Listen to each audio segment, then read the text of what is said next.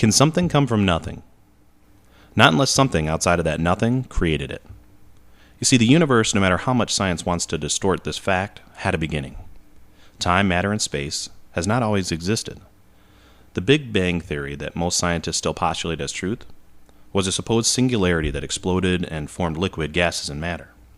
This event started time as we know it, and yet when asked, where did all that time, matter, and space come from, they answer with a confident reply, from the Big Bang. Once again, the singularity that has never been explained is the missing gap here. No one scientist will agree on the next question, which is, where did that singularity come from? Multiple worlds existing, eternal matter, energy cycles, M theories, string theories, and cartoon drawings still don't answer and just leave a big question mark within the same community. Just look at the comments in this video to see how the scientific world views the Big Bang dilemma. The problem, once again, is a simple one. Who, what, why, and where did this Big Bang begin and come from? Was it infinite? Was it timeless or outside of time? Did it create the universe that looks complex to the human eye? Will it end as it began with a furious bang? And why humanity? Was this just a chance or selection that will one day fade out as a cosmic experiment went wrong? Now ask any theists how they believe the universe began. And in a unified answer, they will most certainly say that there was a creator involved, and that this creator was specific to his creation. They would say that this creator was focused on setting the stars and planets just right for the universe to exist, for the earth to be protected, and mankind to ultimately exist. When you ask the leading theist what they believe, they will say that God created the heavens and the earth out of nothing. That's right. With his own words, he created everything we see. But he himself was not bound by time, matter, and space, unlike the universe.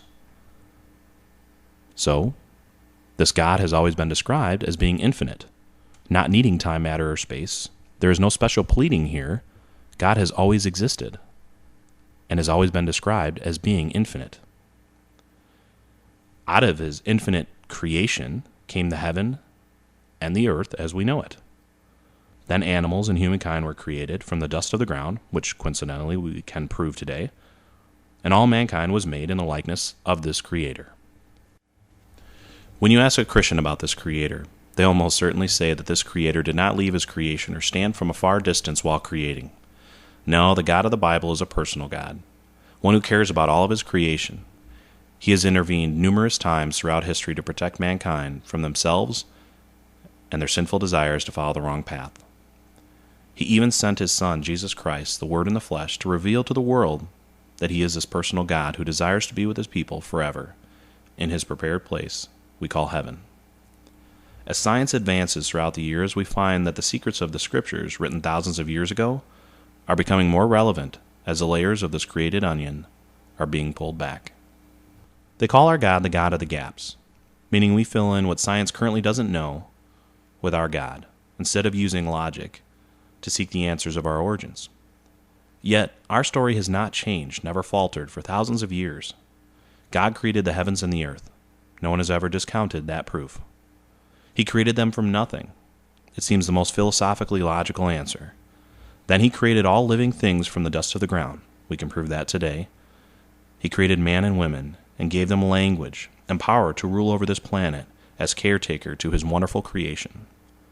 You see, science can't give reason or origin to language, male and female, the reason for that, why we have the desire to continue on, and purpose. That has been our story since day one. Now read the science books over the years and see how much that story has changed and gone in completely different directions, leaving us with the same questions as we started with. The gaps seem to change every other year with this community, and is acceptable because as long as it's done in the name of science, then it's okay to be wrong continuously. Maybe being a meteorologist isn't the only profession where being wrong can make you famous and a millionaire. Can something come from nothing? Only if something was created by something that existed outside of nothing. Or simply put, only if it was created by God.